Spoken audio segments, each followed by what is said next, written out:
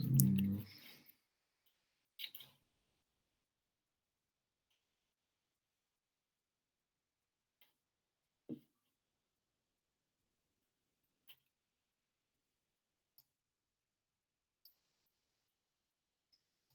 Ya, perfecto. ¿Se ve con claridad? ¿Se escucha con claridad? Sí, doctor. Perfecto. Entonces vamos a dar inicio a la teórica del día de la fecha. Vamos a continuar con lo que es el tema de piel, de enfermedades ampollares, ¿ok? Empecemos. Hay que tener en cuenta que las enfermedades ampollares son muy importantes. El diagnóstico, para muchos de los casos, el diagnóstico final va a ser con inmunofluorescencia directa. A través de la inmunofluorescencia directa podemos ver qué porción marca de manera positiva de 3 sobre 3 cruces. Tiene que ser una coloración bien eh, verduzca, fluorescente, ¿ok? Que eso lo vamos a ver. Aquí les traigo de manera esquemática 3 tipos de ampollas, ¿no? Entonces, hay que tener en cuenta que se producen lesiones, en algunos de los casos pueden llegar a ser mortales si no se tratan. Recuerden que la piel es un órgano que protege, ¿no? La piel es el órgano más grande y protege de cualquier microbios, bacterias que puedan predisponer a una infección generalizada, ¿no? Entonces, si hay una ampolla y enfermedad ampollar van a ser múltiples, ¿no?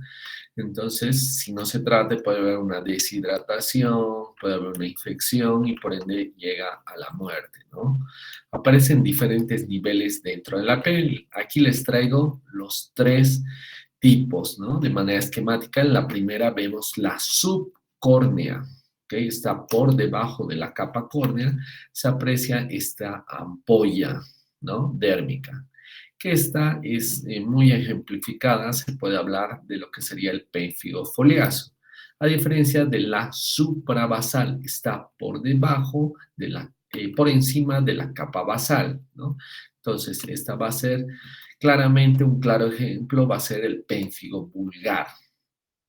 Y la última es la subepidérmica. Hay un desprendimiento dermoepidérmico y eso se ve muy bien en lo que sería el pemphigoide ampolloso. Entonces, en la primera, en la subcórnea, van a ser ampollas frágiles, ¿no? Con el pequeño roce se pueden quebrar, ¿no? Se pueden ulcerar, a diferencia de lo que sería la tercera, de la subepidérmica, son ampollas ya tensas, duras, es difícil que se rompan, pero puede llegar el caso. Pueden ser de 8 hasta 10 centímetros, puede llegar lo que sería el pemphigoide ampolloso, que lo vamos a desglosar más adelante.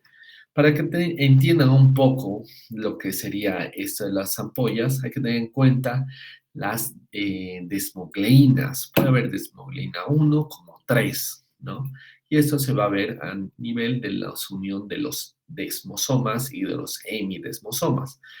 Entonces, los desmosomas van a ayudar a la unión entre las células, ¿no? Una con otra se adhieren. Y cuando hay una pérdida de los desmosomas, hay que tener en cuenta que dependiendo del estrato en el que se encuentre, hay una mayor predilección de lo que sería la desmogleína 1, a diferencia de la desmogleína 3.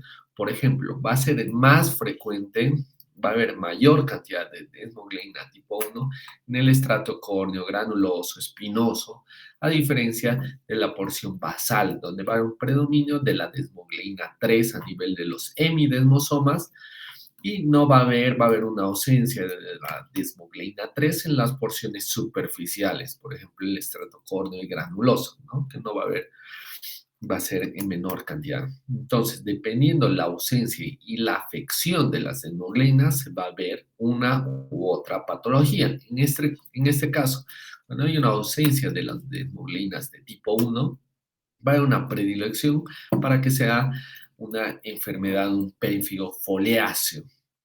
Ahora, cuando hay una afectación de lo que sería la desmogleína 1 como 3, ambas van a estar afectadas, va a ser el pérfido vulgar. Y por último, cuando el pemphigoide ampolloso y la dermatitis herpetiforme, va a haber una afectación mayor de la desmogleina número 3. Entonces, de esa manera, va a haber la porción basal, por ende van a ser ampollas suprabasales, va a haber un desprendimiento de lo que es la dermis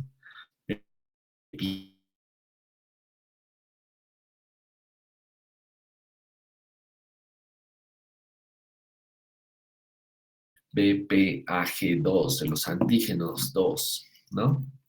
La dermatitis herpetiforme va a haber una afectación de los autoanticuerpos IgA, ¿no? A nivel de los hemidesmosomas. Entonces, eso es lo principal para poder determinar. Entonces, la afectación de alguna de las desmoglinas puede dar un tipo de patología específica, ¿no? Nos orienta a una u otra patología. Ten en cuenta que las enfermedades ampollares pueden ser trastornos ampollosos inflamatorios y trastornos ampollosos no inflamatorios. Cuando hablamos de inflamatorios, estamos hablando que va a haber un denso infiltrado inflamatorio, linfocitario, polimorfo nuclear, neutrofílico, eosinofílico. Entonces, cuando es no inflamatorio, la ampolla no va a tener estas células leucocitarias, ¿no? Vamos a hablar del pénfigo, ¿no? De los trastornos ampollosos inflamatorios. En el pénfigo está causado por anticuerpos que dan lugar a la disolución de las uniones intercelulares dentro de la dermis. Hay una predilección entre la cuarta y la séptima década de vida, independiente de lo que sería el sexo, y tiene diferentes variantes. Una que es el pénfigo vulgar, que es el más frecuente, esto se ve en un 80% de los casos, como se ve en la imagen izquierda, se ve estas ampollas, algunas de estas ya están rotas, hay ulceración de las mismas, pueden apreciarse hasta escamas.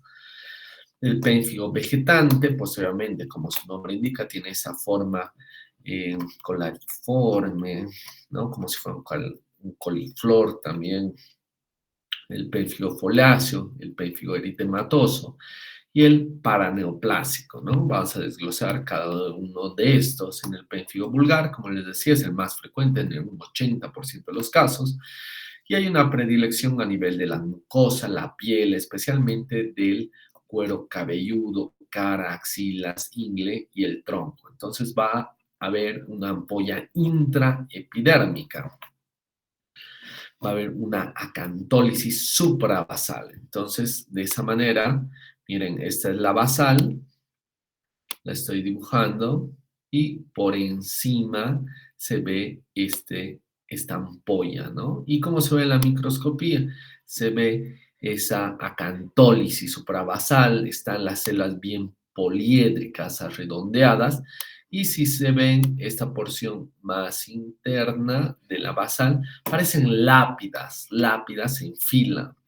de lápidas, una al lado de otra. Entonces, como si fuera un cementerio, están una al lado de la otra, y eso es muy característico de lo que sería un pénfigo vulgar. En la imagen A se puede apreciar esta ruptura de estas ampollas, se ve erosiones, ulceraciones.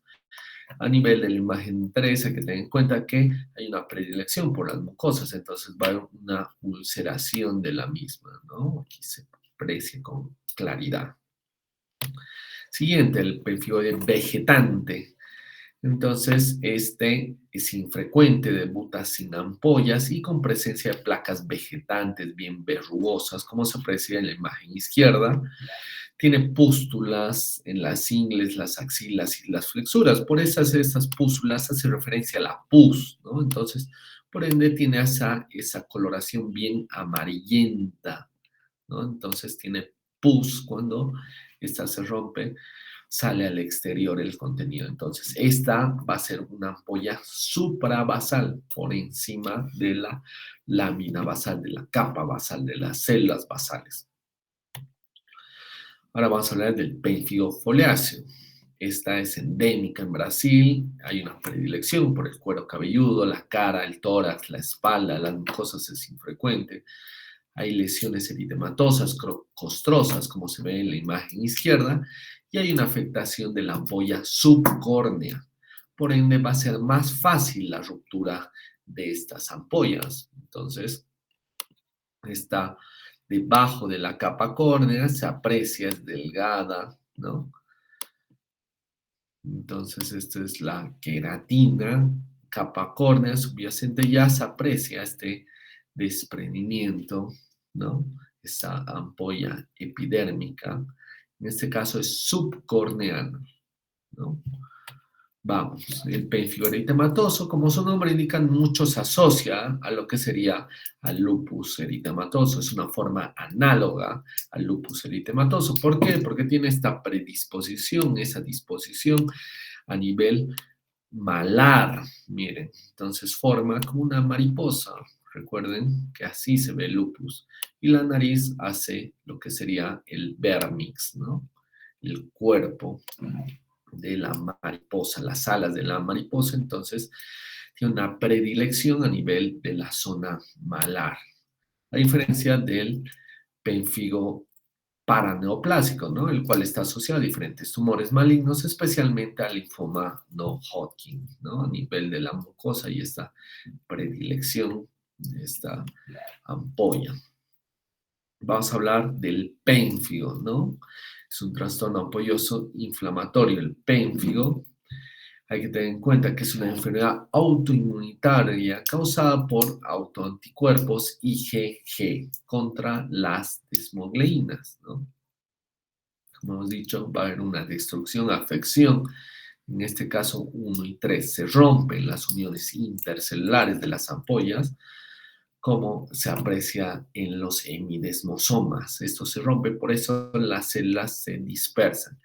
La distribución de las desmogleínas 1 y 3 en la epidermis y la presencia de los autoanticuerpos frente a una o ambas proteínas explica la localización de las ampollas. Entonces, si es 1 va a ser más superficial, si es 3 va a ser más profunda la afección, la ampolla. En este caso hay una distribución de las desmogleínas 1 y 2 en el pénfigo. Y esto se aprecia de esta índole de manera ya con la inmunofluorescencia directa. En la imagen derecha se puede apreciar la imagen A, hace referencia a ese patrón reticular, ¿no? Una red. Muchos de los libros hacen referencia a una red de gallinero, ¿no? Por esa forma específica. Y si pueden apreciar, ya se evidencia aquí esta pérdida. Hay una ampolla suprabasal, porque esa va a ser la lámina basal, y por encima va a estar esta ampolla. Va a haber una acantólisis, estas células están sueltas, y se ve en este patrón reticular, ¿no? Como malla de gallinero. Recuerden, eso va a ser una afectación muy frecuente de lo que sería el pénfigo vulgar. Va a haber una afectación a nivel de los hemidesmosomas que estarían a este nivel, ¿no? Y también va a haber una afectación a este nivel, a nivel de los desmosomas, ¿no? Entonces, a diferencia de lo que veríamos en la imagen número B, en la cual esta ampolla está de manera más superficial que en la anterior. Va a haber una acantólisis superficial y va a haber depósitos de inmunoglobulinas. Va a ser 3 sobre 3 cruces, muy característico de un pénfigo foliáceo, ¿no? Que es bien superficial. Entonces, esta tinción de esa coloración es positiva para pénfigo foliáceo, 3 sobre 3 cruces, ¿ok? Vamos, del pénfigo, eso es lo que vamos a ver en la microscopía. Va a haber una cantólisis, que va a ser la destrucción, ¿no? La disolución de los puentes intercelulares que conectan las células epiteliales escamosas, ¿no? A nivel de los desmosomas. Tiene esa forma bien poliédrica, redondeada. El tratamiento son fármacos inmunosupresores que reducen los títulos de los anticuerpos patógenos. Esos trastornos ampollosos inflamatorios son sujetos mayores de la tercera edad, hay una predilección en la cavidad oral, 10 a 15% en el pénfigo ampolloso. Recuerden, estas ampollas son ampollas tensas, a diferencia de las anteriores. 2 a 8 centímetros son grandes, tienen hay una predilección sobre las caras internas de los muslos, las superficies flexoras de los brazos, axilas, ingles y a nivel de la región inferior del abdomen, ¿no? Ahora en la macroscopía, lo que les decía, son ampollas tensas, pero en la microscopía ya se aprecia el contenido, ¿no? Ese contenido va a ser, como es inflamatorio, tiene que ver polimorfo nuclear, neutrófilos, pero hay una predilección por los eosinófilos, ¿no? Entonces, se aprecia que está por debajo de la capa de las células basales. Son ampollas subepidérmicas, no acantolíticas. Hay un desprendimiento de lo que sería la epidermis de la dermis, o sea, es toda la epidermis se desprende, ¿no? Y en la porción inferior ya se aprecia lo que es la dermis. Entonces hay un desprendimiento dermoepidérmico. El pemphigoide ampolloso es diferente la inmunofluorescencia, a diferencia de los anteriores. La patogenia se debe a autoanticuerpos que se unen a las proteínas. Son necesarias para la adherencia de los queratinocitos, ¿no? A nivel de los desmosomas. Los antígenos del pemphigoide ampolloso, que sería el BPAG del antígeno, son componentes de la formación de las ampollas y son anticuerpos contra uno de esos componentes llamados BPAG2, ¿no? Entonces, eso es muy importante. A diferencia de lo que hemos visto previamente, una imagen de red de gallinero o una imagen subcorneal, ¿no?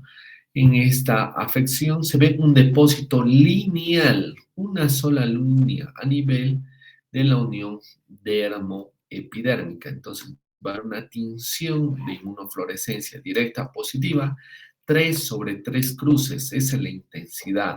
Y subyacente a esta ya se puede apreciar lo que sería la ampolla, ¿no? Entonces, por debajo de esta ya se aprecia la ampolla, ¿no? Entonces, este es un claro ejemplo, este es otro. Entonces, ya podemos identificar gracias a la inmunofluorescencia directa, ¿no? Ahora vamos a ver la dermatitis herpetiforme. Es un trastorno infrecuente caracterizado por urticaria, vesículas agrupadas, pruriginosas.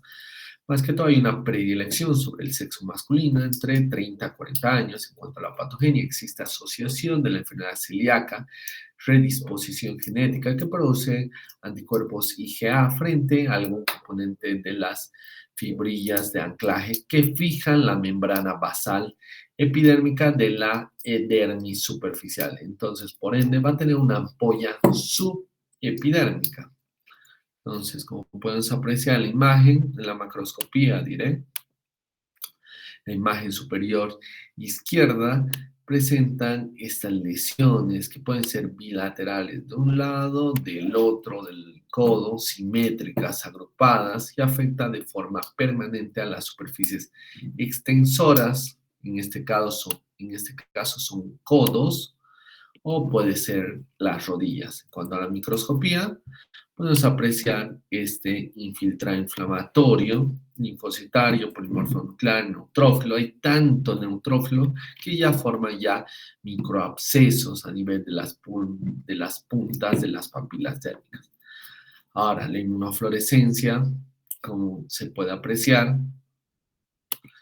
se ve como la formación de gránulos, ¿no? Van a unos depósitos granulares como gránulos a nivel IgA positivo, ¿no? Eso tener en cuenta. Pero son gránulos, no es una forma lineal, no quiero que se confundan. Tiene depósitos granulares que están a nivel de las papilas dérmicas, ¿no? Entonces, tiene una tinción 3 sobre 3 cruces, así de intensidad tienen que tener para que pueda hacer un diagnóstico final con inmunofluorescencia. Ya hemos visto trastornos ampollosos no inflamatorios, ahora vamos a ver no inflamatorios. En los no inflamatorios se dividen las aguas, van a ser la epidermólisis ampollosa y la porfiria. Vamos a desglosar cada una de esas. Entonces van a tener defectos heredados o adquiridos que afectan a las proteínas estructurales que mantienen la integridad, ¿no? De la piel. Esto vamos a ver.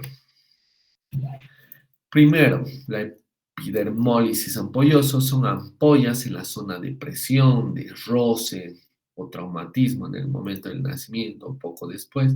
Se aprecia estas áreas bien rojizas, eritematosas, que esto se ve zonas de presión, de codo, de sacro, también se aprecia en el roce, más que todo en los hombros, en el recién nacido, se aprecia, porque tiene que pasar la cabeza y después los hombros, ¿no? Los brazos. Entonces ya podemos apreciar esas lesiones ya ampollosas. En la microscopía puede ser tipo simple, tipo de la unión, el tipo distrófico y el tipo mixto, ¿no? Que puede ser la asociación entre varios subtipos. En el primero, en el simple presenta mutaciones de los genes que codifican la creatina 14 o la creatina 5. Eso, acuérdense que tiene un modo autosómico dominante de herencia. Entonces va a haber una afectación hereditaria autosómica dominante generacional, ¿no?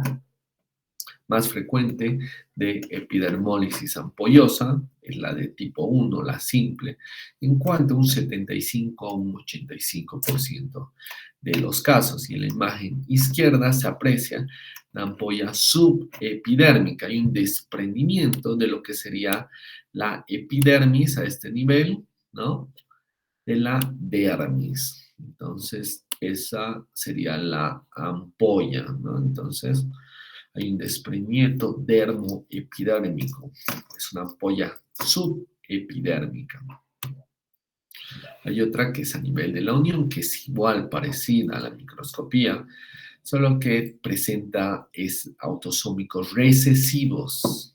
Acuérdense que la primera es modo autosómico dominante hereditario. En cambio, estos son autosómicos recesivos en una de las subunidades de la lámina. Hay una afectación de la lámina lúcida que une a los hemidesmosomas. Entonces, ¿cuál va a ser la lámina lúcida? La última, la basal. Entonces, las células van a estar afectadas por una afectación de lo que sería la desmogleina 3 en este caso, la afectación de los hemidesmosomas. Hemidesmosomas porque solo se aprende desde un lado, desde el otro lado no hay. Cuando es desmosomas, las dos porciones se unen. Hemidesmosomas solo una porción se une. Eso se ve en la microscopía como si fueran proyecciones, ¿no? Uniones intercelulares, que eso mucho se ve en el carcinoma escamoso, por darles un ejemplo, en el carcinoma epidermoide, más que todo en la piel, ¿no? Y se aprecia mucho mejor cuando hay exudado, eczema, principalmente. Entonces va a haber mutaciones de lo que sería el BPAG2, la misma proteína que es diana de los anticuerpos en el penfigoide ampolloso, en la misma, la BPAG2, ¿no? El antígeno 2. Otro tipo es el distrófico, entonces este ya tiene una afectación a nivel, presenta mutaciones en el gen COL7A1 que codifica el colágeno de tipo 7 y el tipo mixto que tiene efectos a varios niveles de lo que sería, puede ser desmogleina 1, puede ser 3 y puede tener diferentes tipos de epidermólisis ampollosa en conjunto, ¿no? Como se ve en la imagen izquierda, ya se puede apreciar que hay un desprendimiento, son ampollas, muchas de ellas ya están erosionadas, como se aprecian. Entonces se ve que están bien eritematosas, muy dolorosas, algunas de esas pruriginosas. Ahora vamos por último a la porfiria. Son pigmentos que están presentes normalmente en la hemoglobina, la mioglobina y los citocromos. Entonces son 5. La primera es la porfiria eritropoyética congénita. La segunda es la protoporfiria eritrohepática. Después la tercera es la porfiria aguda intermitente. Después está la porfiria cutánea tardía y la porfiria mixta, ¿no? Que es la unión entre ambas. Hay que tener en cuenta que son vesículas subepidérmicas, igual que las anteriores. Entonces se ve este desprendimiento, miren, a nivel de la unión dermoepidérmica. Esta es la epidermis y la porción inferior es la dermis. Entonces hay un desprendimiento dermoepidérmico. No solamente eso, también se ven esas papilas, ¿no? Papilas, y su interior se ven vasos dilatados, congestivos, ¿no? En cada una de estas papilas se ven paredes engrosadas de estos vasos, presentan depósitos cristalinos de proteínas séricas, incluidas las inmunoglobulinas.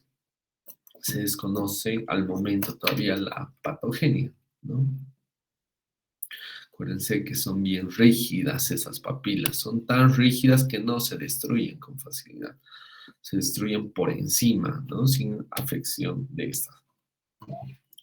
Por último, aquí les traigo el libro de Pathology of the Skin, que es el libro base, ¿no? Es el libro específico para un dermatopatólogo que está escrito por McKee. Entonces, si alguno tiene alguna duda, quiere un poco profundizar mucho más, se comunica conmigo y yo le paso de manera digital este libro que es el mejor para mí, ¿no? Entre otros. Obviamente no es el único, pero es uno de los mejores, ¿no? En la cual los patólogos nos basamos en cualquier afección de la piel.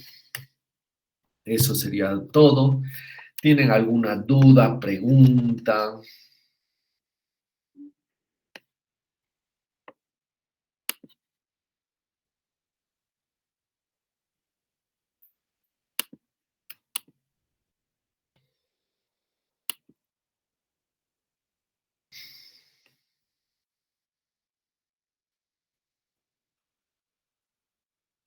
Vamos a ver.